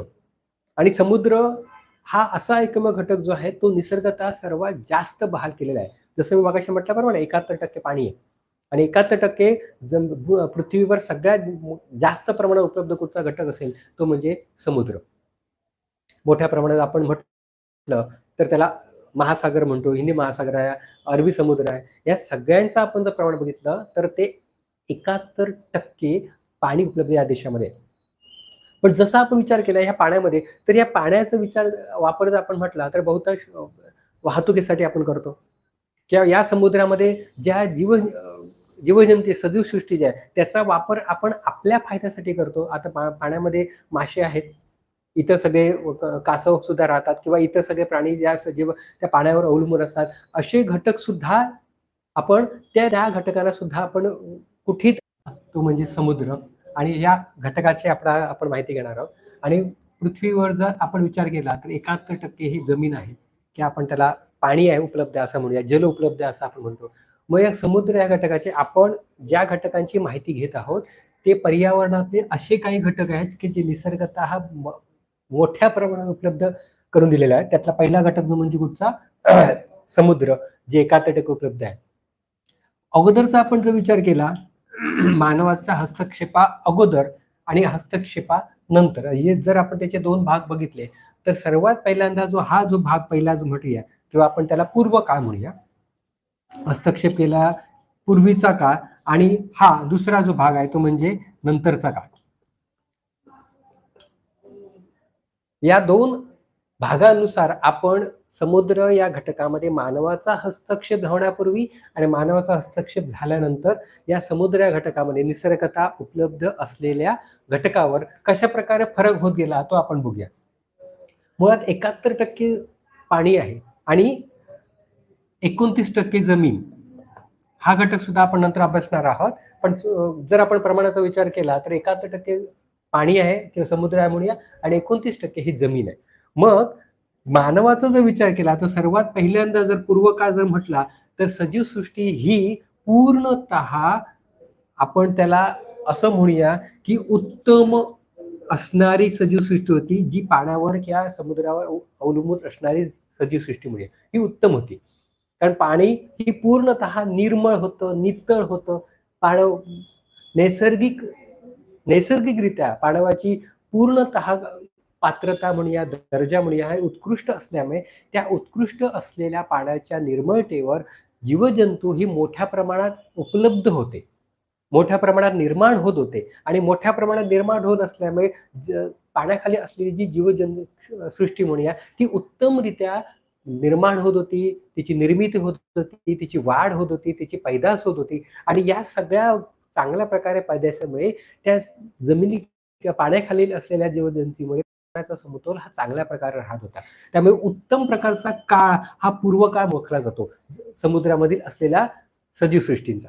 आता परिणाम काय होऊ लागला, जसे मी सुरुवातीला मगाशी म्हटलं उत्क्रांती काळाचा म्हटलं तर मानवाचा काळ जो होता तो समुद्र सपाटीपासून किंवा मध्ये पासून सुरू होत आहे की ज्या ठिकाणी त्याला पाणी पिण्यासाठी उपलब्ध असलेल्या भागामध्ये तो राहणं, त्याचा समूह तयार होणं, त्याचा समाज तयार होणं, त्याची एक संस्कृती तयार करणं असे बरेच सुरू झालं. मग मानवाचा हस्तक्षेप वाढायला लागल्याबरोबर सुरुवातीला या पाण्याचा उपयोग फक्त आपण असं म्हणूया की उपयोग फक्त गरजेपुरता. मग त्या सजीव सृष्टीला कोणत्या प्रकारचा धोका निर्माण होत होता, धोका होत नव्हता मानवापासून. पण ज्यावेळी या पाण्याचा उपयोग या पाण्याखाली असलेल्या सजीवसृष्टीची माहिती मानवाला समजल्यानंतर त्याचा वापर मानवाने अति जास्त प्रमाणात केल्यामुळे हे जी उत्तम प्रकारची सजीवसृष्टी निर्माण झालेली त्याच्या मग हळूहळू काय झाली, खालावलेली स्थिती निर्माण झाली. बरेच जीवजंतू, जीवसृष्टी हळूहळू नष्ट व्हायला लागले आणि सगळ्यात पाण्यामध्ये जर कुठचा सजीवसृष्टी जी मोठ्या प्रमाणात आणि महत्वाची मानली जाते ते म्हणजे मासे. लहान मासे, मोठे मासे, अजून मासे आणि ह्या सगळ्या माशामुळे पर्यावरणाचं किंवा पाण्याखाली असलेल्या पूर्णतः पर्यावरणाचं समतोल राखलं जायचं. पण ज्यावेळी मानवाचा हस्तक्षेप व्हायला लागला त्यावेळी मग मानवाने या माशांचा उपयोग आपल्या स्वार्थासाठी, हव्यासाठी करू लागला. माशांची तेल निर्मिती करणं, त्याच्यापासून विविध प्रकारचे औषधे निर्माण करणं, औषधासाठी लागणारे घटक तयार करणं, ह्यांचा वापर हळूहळू कळल्यानंतर माशांची पैदास होऊ देण्यासाठी जो काय कालावधी लागतो तो कालावधी मानवाच्या अति हस्तक्षेपामुळे तो कालावधी हळूहळू काय झाला, कमी होऊ लागला. तो कालावधीच राहिला नाही, ज्याच्यामुळे माशांची पैदास होत नाही आणि माशांची पैदास होत नसल्यामुळे त्याचा परिणाम काय झाला, पाण्याखालील असलेली जी काही सजीवसृष्टी हळूहळू नष्ट होऊ लागली आणि जेव्हा पाण्याखाली असलेली सजीवसृष्टी जेव्हा हळूहळू कमी होते, नष्ट होते, तर त्याचा परिणाम इनडायरेक्टली कशावर होतो, पर्यावरणाच्या समतोलावर होतो. त्यामुळे सगळ्यात मुख्य जो घटक, मोठा जो घटक पर्यावरणाने नैसर्गिकरित्या बहाल केलेला आहे, त्या घटकाची सुद्धा निगा राखणं हे सर्वात महत्वपूर्ण ठरलेलं आहे. त्या सजीव सृष्टीच्या मध्ये मानवाने अति हस्तक्षेप करायला सुरुवात केल्यामुळे त्याचं सौंदर्यही गेलं, पण त्याच्याबरोबर त्या घटकामुळे जो पर्यावरणाचा समतोल राखला जात होता, तो पर्यावरणाचा समतोल सुद्धा ढासळला गेला. आता याच्यावर आपण उपाययोजना काय करू शकतो? ह्या सगळ्या समुद्रामध्ये का नैसर्गिक साधन संपत्तीचा आपण जसं मगाशी म्हटलेलं आहे, की संवर्धन करणं, संरक्षण करणं, यासाठी जर आपण केलं तर उपलब्ध असलेल्या सर्वात मोठ्या घटकामध्ये आपण बदल बहुतांश प्रमाणे करू शकतो.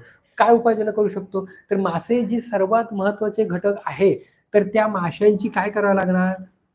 जास्तीत जास्त प्रमाणात आपण पैदास करण्यावर भर देऊ शकतो किंवा त्यांचा जो प्रजनन काळ जो आहे त्या प्रजनन काळ हा जास्तीत जास्त वाढवण्याचं आपण काम करू शकतो. म्हणजे जेणेकरून माशांची पैदास ही मोठ्या प्रमाणात होईल आणि माशांची पैदास जर मोठ्या प्रमाणात झाले तर त्या पाण्याखाली असलेली सजीव सृष्टी पुन्हा प्रमाणे काय कशामध्ये होऊ शकतो, उत्तम प्रकारची होऊ शकते. आणि ही जर उत्तम प्रकारची जर पाण्याखाली जर सजीव सृष्टी राहिली तर पर्यावरणाचा समतोल सुद्धा आपोआप राहू शकतो. त्यामुळे पर्यावरणाच्या घटकाच्या संदर्भात आपण समुद्र पहिला घटक घेतलेला आहे. दुसरा जो घटक जो आहे तो म्हणजे जमीन, जी फक्त काय आहे 29% आपल्याला नैसर्गिकरित्या उपलब्ध केलेले आहेत. आणि जमिनीचा जर आपण वापर जर विचार केला, जमिनीचा वापर जर कशा कशात करतो आपण जर विचार केला तर पहिल्यांदा कारखाने, त्याच्यानंतर घर किंवा शेती, या महत्वाच्या कारणासाठी आपण जमिनीचा वापर करतो. पण मुळात जर विचार केला तर 29% आपल्याला प्रमाणामध्ये जमीन आहे आणि या 29% जमिनीचा वापर आपण बऱ्याच कारणासाठी, मोठमोठ्या कारणासाठी आपण करतो. व परिणाम असा होतो की या 29% प्रमाणावर, जमिनीच्या प्रमाणावर भार पडायला लागतो. आता याचा सगळ्यात मुख्य जर कुठचा मानवनिर्मित जर विचार केला तर तो म्हणजे कुठचा, लोकसंख्या वाढ. जर लोकसंख्या वाढ प्रमाणापेक्षा जास्त होऊ लागतो तर सगळ्यात उपलब्ध असलेली जमिनीवर भार पडू लागतो. राहण्यासाठी जागा उपलब्ध राहत नाही, शेतीवर भार पडतो आणि शेतीवर भार पडत असल्यामुळे हळूहळू काय होतं की या लोकसंख्या वाढीचा परिणाम जमिनीवर दिसू लागतो आणि जमिनीवर झाल्यानंतर त्याची सुपीकता कमी होते. जास्तीत जास्त प्रमाणात शेती केली जाते. शेतीतील उत्पादन वाढवण्यासाठी शेतीच्या मध्ये रासायनिक खतांचा वापर केला जातो. काही जमिनींचा वापर तर कशासाठी केला जातो, तर उद्योगधंद्याच्या कारखाने उभारण्यासाठी केला जातो. म्हणजे ती जमीन, त्या जमिनीचा वापर जास्त प्रमाणात होतोच, पण परिणामी त्या कारखान्याचा बाहेर पडणारा धुळीचा परिणाम हा वातावरणावर दिसून येतो, पर्यावरणावर दिसून येतो. त्यामुळे त्या जमिनीचा वापर आपण एक त्या कारखान्यासाठी करतो, म्हणजे त्याचा जमिनीचा वापर एक वेगळ्या कारणासाठी झाला आणि पर्यावरणाचा आपण नाश करतो. त्यामुळे याच प्रकारच्या लोकसंख्या वाढीचं इफेक्ट त्या 29% जमिनीवर दिसतो. आणि सगळ्यात मुख्य जर समस्या कुठची जर निर्माण होते तर वाळवंटीकरण निर्माण होतं, जमिनीचं वाळवंटीकरण निर्माण होते, त्याची सुपीकता पूर्णतः शून्यावर येते. सुपीकता त्याचा कस हळूहळू कमी होतो आणि जेव्हा त्याची सुपीकता पूर्णतः कमी होते, नष्ट होते, तर ती जमीन म्हणजे वाळवंटीकरण होऊ शकतं किंवा वाळवंटी जमीन म्हणून होऊ शकतं, की ज्याचा उपयोग आपण कोणत्याही कारणासाठी करू शकता नाही. जी अगोदर सुपीक जमीन म्हणून ओळखली जायची, ती जमीन आज आपण कशामध्ये म्हटलं जातो, वाळवंटी जमीन म्हणून ओळखली जातो. त्यामुळे एका ठिकाणी सर्वात जास्त मोठ्या प्रमाणात उपलब्ध असलेला घटक आणि दुसरा म्हणजे कमी स्वरूपामध्ये असलेला घटक, या दोघांवर सुद्धा भार पडू लागतो लोकसंख्येची वाढमुळे. आणि लोकसंख्या वाढ ही मानवनिर्मित घटक आहे. मानवनिर्मित घटक असल्यामुळे इथे सुद्धा आपण म्हणू शकतो की सर्वात महत्वाचा जो कुठचा घटक परिणामकारक करतो तो म्हणजे मानव. मानवाच्या अतिहव्यासापोटी म्हणूया किंवा अमर्यादित वापरामुळे म्हणूया, त्या उपलब्ध सर्वात मोठ्या प्रमाणात घटकांच्यावर सुद्धा परिणाम दिसून येतो आणि हा परिणाम इतका इफेक्टिव्ह आहे की त्याचा परिणामाचा अनिष्ट परिणाम आपल्याला पर्यावरणावर दिसून येतो. आणि इथे आपल्याला मुख्यतः आपण विषय म्हणतो की पर्यावरण आणि समाज. समाज निर्माण होतो मानवाने, की मानवाच्या मार्फत मानवाच्या द्वारे समाज निर्माण होतो आणि समाजामध्ये निर्माण झाल्यानंतर त्याचा इफेक्ट हळूहळू पर्यावरणावर दिसून येतो. त्यामुळे 29% जमीन असताना आपल्याकडे त्याचे वापर करण्याचे पर्याय जास्त आहेत, त्याची कारणं भरपूर आहेत. त्यामुळे या दोघांचा आपण जर घटकांचा विचार केला तर सगळ्यात मुख्य गोष्ट म्हणजे मानवाच्या अति हस्तक्षेपाचा परिणाम हा या दोन्ही घटकावर झालेला आहे आणि त्याचं जमिनीचं वाळवंटीकरण जाणं आणि समुद्राचं पाणी दूषित होणं आणि या सगळ्यावर परिणाम कोण करत असेल तर तो मानव. त्यामुळे आपण जर विचार करत असताना पर्यावरण आणि समाजाचा जर विचार केला तर पर्यावरणामध्ये उपलब्ध असलेल्या नैसर्गिक घटकांचा वापर जर आपण पर्याप्त मर्यादित स्वरूपाचा जर केला तर उपलब्ध असलेल्या नैसर्गिक घटकांचा समतोल राखू शकतो आणि समतोल जर पर्यावरणाचा सुद्धा समतोल आणि जमीन आपण जर विचार केला तर दोघांचे प्रमाण जरी कमी जास्त जरी असलं तरीही या सगळ्यांच्या परिणामावर किंवा अतिवापरामुळे अमर्यादित त्याचा वापर केल्यामुळे पर्यावरणावर त्याचा परिणाम दिसून येतो. आता या मुख्यतः घटकांचा आपण विचार करून पर्यावरण आणि समाज याचा आपण थोडाफार माहिती विचार केली. आता मुख्यतः आपण असा विचार करूया की पर्यावरण आणि समाज जो आपला मुख्य विषय जो आहे तो पर्यावरण आणि समाज याच्यावर काय परिणाम दिसून येतो किंवा कशा प्रकारे. मगाशी आपण पर्यावरण आणि मानव यांचा सहसंबंध अभ्यासला. आता आपण पर्यावरण आणि समाज यांचा परस्पर संबंध आपण काय कशा प्रकारे असू शकतो, कशा प्रकारे हवा आणि कशा प्रकारे आहे त्या दृष्टीने आपण जरा विचार करूया की पर्यावरण आणि समाज.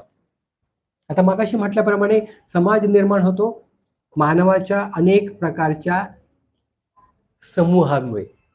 अनेक प्रकारचा जो किंवा अनेक जे समूह आहेत या समूह अनेक प्रकारचे समूह एकत्र आल्यानंतर काय तयार होतो, समाज. आता समाज जेव्हा निर्माण होतो विविध प्रकारचे समाज, त्या समाजामार्फत तयार होते विविध प्रकारची संस्कृती. वेगवेगळ्या प्रकार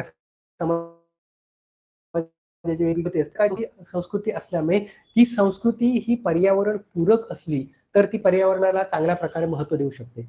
पर्यावरण विरोधक असेल तर पर्यावरणाला काय होऊ शकते, ती कुठेतरी परिणामकारक ठरू शकते.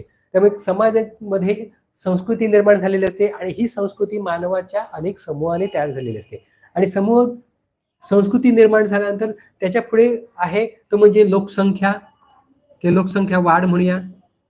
लोकसंख्या वाढ हळूहळू झाल्यानंतर उद्योगांची निर्मिती होते आणि उद्योगांची निर्मिती झाल्यानंतर हळूहळूपणाने व्यापार वाढतो. व्यापार वाढल्यानंतर वस्तूंची निर्मिती होते, वस्तूंची खरेदी विक्री निर्माण होते, खरेदी विक्री तयार होते आणि खरेदी विक्री नंतर मग त्या वस्तूंचा उपभोग वाढायला लागतो. उपभोग वाढल्यानंतर सर्वात जास्त जास्तीत जास्त मानव नफ्याचा विचार करतो. म्हणजे एक समूह जर आपण विचार केला तर एवढ्या सगळ्या गोष्टींमध्ये बदल निर्माण होतो किंवा फरक निर्माण होतो आणि मग या सगळ्या गोष्टी ज्या कारणासाठी निर्माण केल्या जातात ते कारण म्हणजे काय, नफा, फायदा, त्यापासून मिळणारं बेनिफिट्स म्हणूया.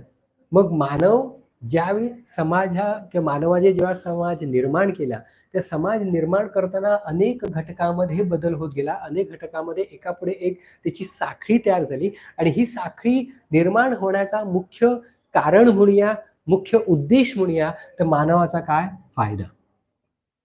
जास्तीत जास्त मानवाने स्वतःचा फायदा कसा करता येईल याकडे विचार केल्यामुळे पर्यावरणाच्या हळूहळू उपलब्ध साधन संपत्तीचा वापर जास्तीत जास्त केल्यामुळे अनेक घटकामध्ये बदल झाला. पर्यावरणाचा समतोल बिघडला. आता पर्यावरणामध्ये घटक जे आहेत, उपलब्ध घटक आपण जसं म्हटलं ना, खनिजे आहेत, जलसंपत्ती आहे, भूमिसंपत्ती आहे. या जमिनीचा वापर केल्यामुळे ह्या प्रकारचं काय झालं, फायद्यासाठी त्या गोष्टींचा वापर केल्यामुळे त्या घटकाची काय झालं, प्रमाणामध्ये घट झाली.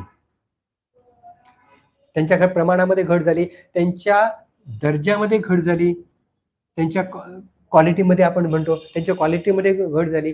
काही नाशवंत घटक सुद्धा आता संपण्याच्या मार्गावर आहेत. मग आता आपण जर विचार केला तर या पर्यावरणाचा जो काय समतोल आहे तो या सर्व घटकांच्या अति प्रमाणात त्याचा प्रवेश झाल्यामुळे पर्यावरणाचा समतोल बिघडलेला आहे. आता सुरुवातीला जर आपण विचार केला तर पर्यावरण आणि समाज यांच्यामधील असलेला संबंध हा कसा आहे, तर जसं मगाशी म्हटल्याप्रमाणे पर्यावरण आणि मानव यांच्यामधला जो संबंध आहे तो संबंध हा जसा मानव पर्यावरणाचा वापर केले त्यावर अवलंबून जसा असतो तसा पर्यावरण आणि समाज यामध्ये पण परत मानव आला. त्यामुळे मानव समाजामध्ये राहत असताना पर्यावरणाचा जेवढा प्रमाणात वापर करेल त्या प्रमाणात पर्यावरणाचा समतोल टिकून राहू शकतो. जसं मगाशी आता मी म्हटल्याप्रमाणे समाज निर्माण झाला तर त्याची संस्कृती बदलते. ती जर संस्कृती पर्यावरण पूरक असेल, काही आजही अशा काही संस्कृती आहेत त्या संस्कृतीमध्ये पर्यावरणाचं जतन केलं जातं, पर्यावरणाचं रक्षण केलं जातं, पर्यावरण घटकांची उपलब्धता जास्तीत जास्त कशी करता येईल यावर भर दिलेला आहे. त्यामुळे मानवाने निर्माण केलेली संस्कृती ही जर पर्यावरण पूरक असेल, पर्यावरणाला सपोर्ट म्हणतात, त्याचा वापर करणारे, कमी वापर करणारे म्हणूया, त्याला साथ देणारे म्हणूया, त्याला सहयोग देणारे म्हणूया, तशी जर संस्कृती असेल तर या सगळ्यांचा उपयोग, हे सगळ्यांचा जो पुढचा फायदा जो आहे तो पर्यावरणावर इफेक्टिव्ह होणार नाही, परिणामकारक होणार नाही, उलट तो पर्यावरणाला सपोर्ट करणारा होणार.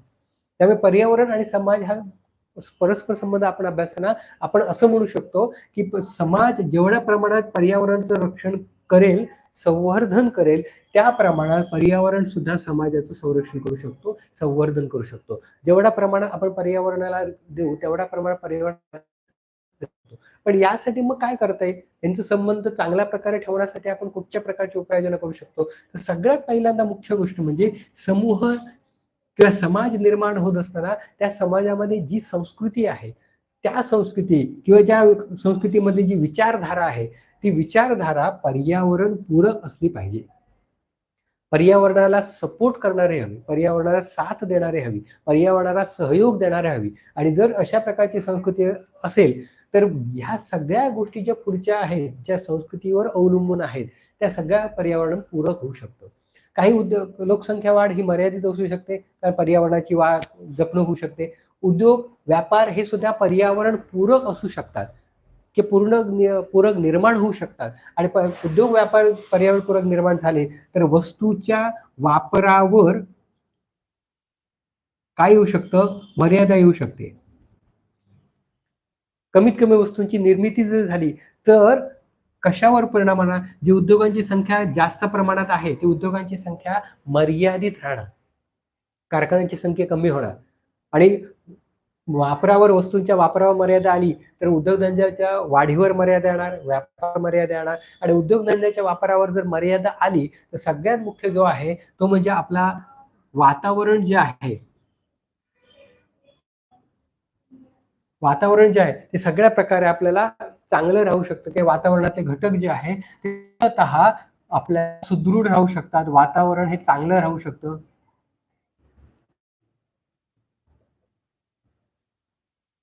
सुदृढ राहू शकतं, चांगलं राहू शकतं, सुधारू शकतं. त्यामुळे ह्या सगळ्या गोष्टींची जर आपण जपणूक केली तर मुख्यतः आपण असं म्हणू शकतो की पर्यावरण आणि समाज हे चांगल्या प्रकारे राहू शकतं, की चांगल्या प्रकारे इफेक्टिव्ह दिसू शकतं.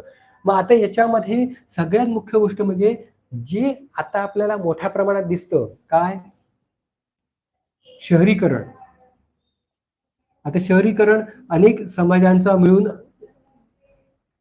शहर तयार होतं आणि शहरामध्ये अनेक घटकांचा जर विकास झाला तर त्याला आपण म्हणू शकतो शहरीकरण म्हणू शकतो. आणि या शहरीकरणामध्ये अनेक घटकांचा परिणाम पर्यावरणावर सुद्धा दिसून येतो. आता शहरीकरणामध्ये काय काय काय इफेक्ट दिसून येतात, तर पहिल्यांदा सगळ्यात मुख्य गोष्ट म्हणजे स्थलांतराचं प्रमाण वाढलेलं दिसतंय. ग्रामीण भागातून शहरी भागामध्ये बऱ्याच कारणासाठी स्थलांतर वाढतं. रोजगार असू दे, शिक्षण असू दे, करमणुकीच्या साधनं असू दे, या सगळ्या कारणासाठी शहरी भागामध्ये पहिल्यांदा गोष्ट स्थलांतर वाढतं. दुसरं, स्थलांतर वाढल्यानंतर उद्योगांची वाढ होते. काय होते? उद्योगांची वाढ, व्यापारांची वाढ होते. उद्योगांची वाढ झाल्यानंतर त्यानंतर वस्तूंची निर्मिती होते. उपलब्ध असलेल्या नैसर्गिक साधन संपत्तीचा वापर करून वस्तूंची निर्मिती केली जाते. कारखान्यांची वाढ होते आणि कारखान्यांची वाढ झाल्यानंतर तिथे रोजगार निर्मिती झाल्यानंतर बहुतांश स्थलांतराचं प्रमाण वाढतं आणि मग तयार होतो राहत्या घराचा प्रश्न किंवा राहत्या घराचा समस्या. त्या ठिकाणी शहरीकरण झाल्यानंतर लोकांची संख्या वाढते, प्रदूषित वातावरण निर्माण होतं. त्या लोकांच्या ज्या वाढत्या लोकसंख्येमुळे आणि त्या लोकांना राहण्यासाठी मग त्या ठिकाणी असलेल्या जमिनीचा वापर मग काय होतं, घराचा प्रश्न जो गंभीर स्वरूपाचा होतो तो दूर करण्यासाठी मग त्या ठिकाणची जमिनीचा वापर केला जातो. त्यामुळे या शहरीकरणाचा सुद्धा बहुतांश परिणाम कशावर दिसून येतो? पर्यावरणावर दिसून येतो. आता हे सगळे आपण मध्ये काय काय दिसतं आपण बघितलं, पण याचे परिणाम काय होतात शहरीकरणाचे? जर वाढतं शहरीकरण झालं तर पर्यावरण काय परिणाम होतो? तर सगळ्यात मुख्य गोष्ट म्हणजे पर्यावरण हा दूषित होतं, कारण लोकांची संख्या वाढली तर कार्बन डायऑक्साईड जास्त वाढतो. आपण श्वसनाद्वारे ऑक्सिजन घेतो आणि कार्बन डायऑक्साईड बाहेर सोडतो. मग कार्बन डायऑक्साईड जास्त प्रमाणात वातावरणामध्ये पसरेल आणि कार्बन डायऑक्साईड शोषून घेण्याचं काम वनस्पती करतो, झाडे करतात. त्यामुळे झाडांचं प्रमाण जर कमी झालं तर वातावरणामध्ये कार्बन डायऑक्साईडचं प्रमाण जास्त वाढणार आणि कार्बन डायऑक्साईडचं प्रमाण जर जास्त वाढलं तर आपल्याला बऱ्याच आपल्याला श्वसनाचे रोग होऊ शकतात. श्वसन करण्यामध्ये आरोग्याचे आपल्याला बरेच समस्या निर्माण होऊ शकतात. त्यामुळे श्वसनाचे रोग निर्माण होण्याची शक्यता असते, कारण वातावरण दूषित झालेलं असतं. दुसरं, कारखान्यामध्ये जो धूर सोडला जातो कारखान्यामुळे, त्यामुळे वातावरण प्रदूषित होतं आणि परिणाम पाणी सुद्धा प्रदूषित होतं. कारखान्यामधून बाहेर पडलेला धूर वातावरणामध्ये सोडल्यामुळे वातावरण बिघडलं जातं आणि कारखान्यामधून बाहेर पडलेला कचरा जो आहे तो पाण्यामध्ये टाकल्यानंतर पाणी दूषित होतं. मग पाणी दूषित झाल्यानंतर या पाण्यामध्ये त्या पाण्यावर अवलंबून असणारी जी सजीव सृष्टी जी आहे ती सजीव सृष्टी पूर्णतः काय होते, नष्ट होते. त्यामुळे धुराचा परिणाम सुद्धा होतो, पाण्याचा परिणाम सुद्धा होतो आणि त्याच्यानंतर सगळ्यात मुख्य गोष्ट म्हणजे जमिनीचे प्रमाण घटते. सगळ्यात मुख्य जर काय समस्या शहरीकरणामुळे असेल तर जमिनीचे प्रमाण करते, कारण वाढत्या लोकसंख्येला राहण्याचा जो प्रश्न निर्माण होतो तो प्रश्न दूर करण्यासाठी मग काय होतं, उपलब्ध जमिनीचा वापर राहत्या घरासाठी केला जातो आणि अशा प्रकारे शहरी भागामधील असलेले जमिनीचं प्रमाण हळूहळू घटते. उपलब्ध साधन संपत्ती मुळातच आपण मगाशी म्हटलेलं आहे की 29% जमीन आहे आणि 29% जमीन असल्यामुळे त्याचा वापर आपण अनेक कारणासाठी करतो आणि अनेक कारणासाठी जेव्हा त्याचा वापर होऊ लागतो त्याचं सगळ्यात मुख्य कारण म्हणजे राहतं घर किंवा राहणं आणि या सगळ्या राहण्यासाठी मग लोकसंख्या वाढ ही कारणीभूत ठरतं. त्यामुळे शहरी भागामध्ये मुख्यतः लोकसंख्या वाढच आणि इतर सर्व कारणं ही सुद्धा पर्यावरणाला दूषित करण्यासाठी कारणीभूत ठरतात. आणि या शहरीकरणाबरोबर अजून एक घटक जो आहे तो सगळ्यात महत्वपूर्ण मानला जातो, जो शहरीकरणा इतकाच इफेक्टिव्ह आहे, तो म्हणजे औद्योगिकरण. हा सगळ्यात, किंवा त्याला दुसऱ्या शब्दामध्ये जर काय आपण म्हटलं तर तो म्हणजे यांत्रिकीकरण.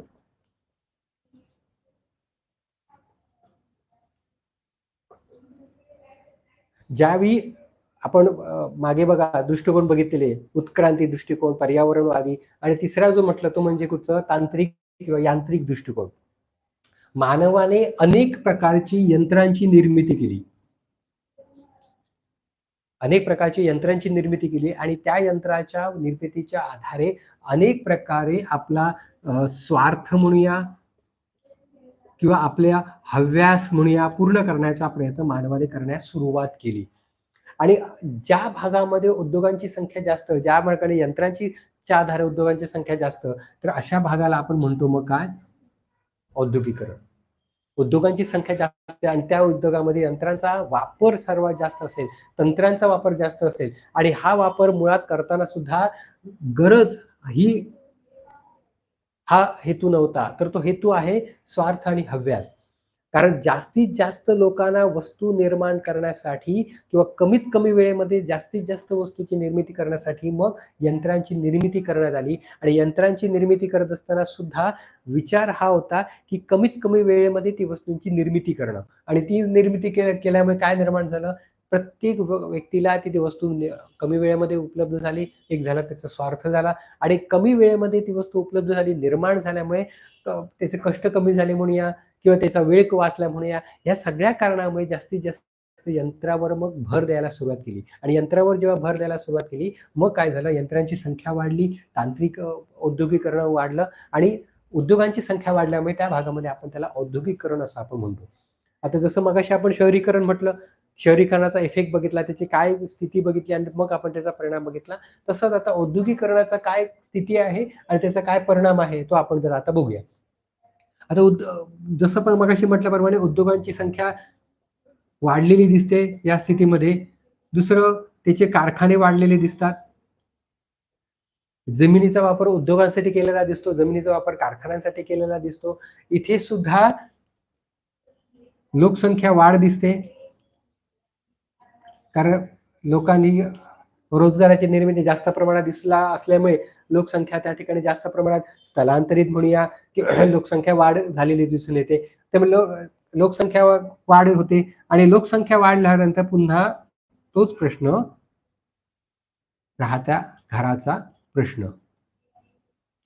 असे अनेक प्रश्न निर्माण होतात या औद्योगिकरणामुळे.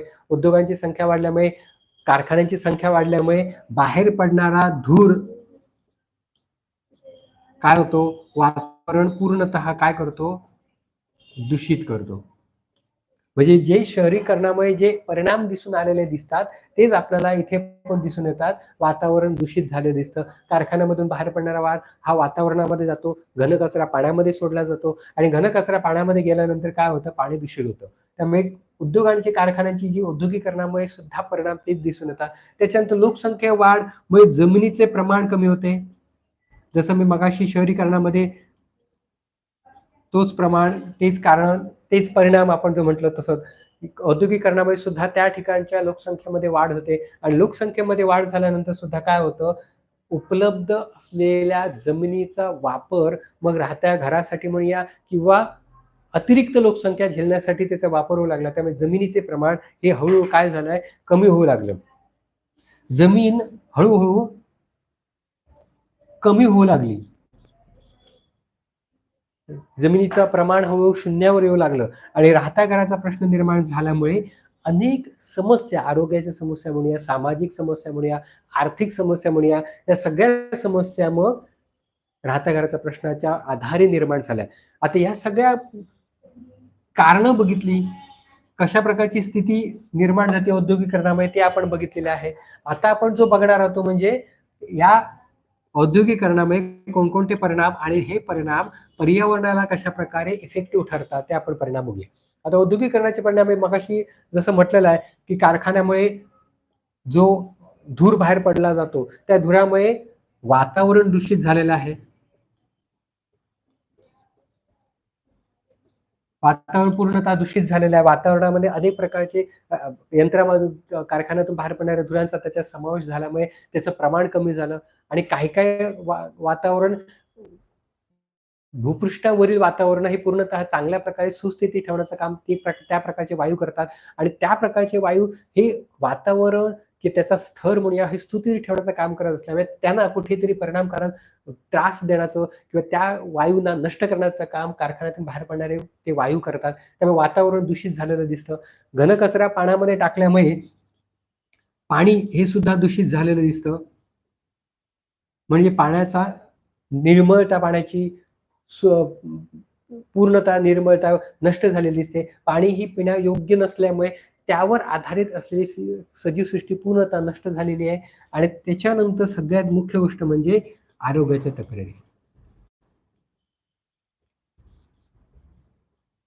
अनेक प्रकारचे रोग, अनेक प्रकारच्या आरोग्याच्या समस्या म्हणूया, हे अशा प्रकारे निर्माण होतं औद्योगिकरणामुळे आणि ह्या सगळ्या कारणामुळे वातावरण म्हणूया, पर्यावरण म्हणूया, हे पूर्णतः दूषित झालेलं दिसतं. त्यामुळे जसं मी मगाशी म्हटल्याप्रमाणे पर्यावरण आणि समाज यामधील असलेला संबंध आपण स्पष्ट करत असताना जे मानवाच्या अतिहस्तक्षेपामुळे अनेक घटकामध्ये जो बदल झालेला आहे, त्या घटकाचा प्रमाणाच्या बाहेर किंवा प्रमाणाच्या वर त्या घटकामध्ये त्याच्या वापरामध्ये बदल झाल्यामुळे पर्यावरण हे पूर्णतः दूषित झालेलं आहे आणि पर्यावरणाचा समतोल हा पूर्णतः बिघडलेला आहे. त्यामुळे या सगळ्या घटकावर जर आपण पूर्णतः नियंत्रण आणले तर आपल्याला पर्यावरण आणि समाज या दोघांमधील असलेला परस्पर संबंध पूर्णतः आपण नियंत्रित करू शकतो आणि नियंत्रित करण्याचं काम जर कोण करणार असेल तर तो म्हणजे कोण? मानव. का मानव असा एकमेव घटक जो आहे तो इतर सजीव सृष्टीपेक्षा जास्त प्रमाणात विचार करण्यासाठी किंवा विचार करून एखादी गोष्ट निर्माण करण्यासाठी मानव कारणीभूत ठरत असल्यामुळे या सगळ्या घटकांचा विचार केला तर पर्यावरण आणि समाज ही सगळ्यात महत्वाचा संबंध किंवा या दोघांमध्ये असलेला महत्वाचा संबंध आपण स्पष्ट करू शकतो आणि हे सगळे घटक असे आहेत की जे मर्यादेच्या जास्त प्रमाणात त्याचा वापर झाल्यानंतर त्याचे परिणाम दिसून येतात.